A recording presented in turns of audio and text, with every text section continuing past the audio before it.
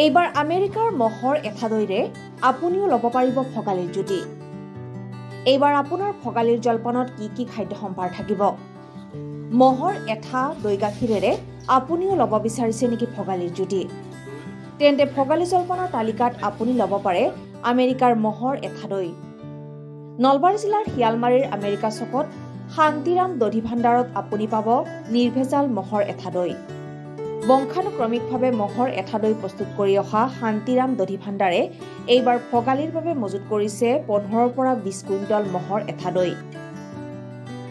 মাটিৰ সাজৰ পৰা বাঁহৰ চুঙাৰ নিৰ্ভেজাল মহৰ এঠা দৈ উপলব্ধ বিপণীখনত। মহ পালন আৰু দুগ্ধ উৎপাদনেৰে স্বাৱলম্বী হোৱা হেমেন ৰাজবংশীয়ে 12 মাহে মহৰ এঠা দৈ বিক্ৰী কৰি ৰাজ্যৰ বজাৰ দখল কৰি আহিছে। এই দোকানখনৰ পৰা নলবাৰীৰ লগতে ৰাজ্যৰ বিভিন্ন প্ৰান্তৰ বজাৰলৈ দৈ যোগান ধৰি আহিছে শান্তিৰাম দধি ভাণ্ডাৰে।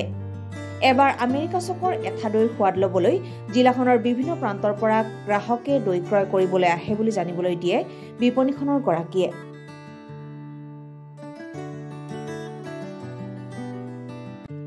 হেমেন ৰাজবংশী।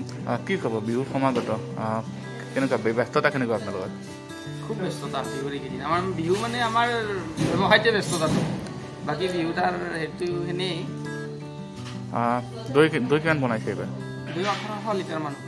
আচ্ছা, খুব খাটি মহৰ দৈ? খাটি মহৰ দৈ, গোটেই মহৰ দৈ।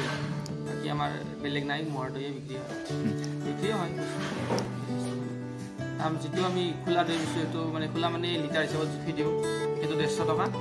আৰু চুঙাৰ দৈটো 250 টকা। আৰু পাইলাত যিবিলাক আছে সৰু কাটাত সেইবিলাক আপোনাৰ 160 টকা। বাঁহৰ চুঙা 250 টকা।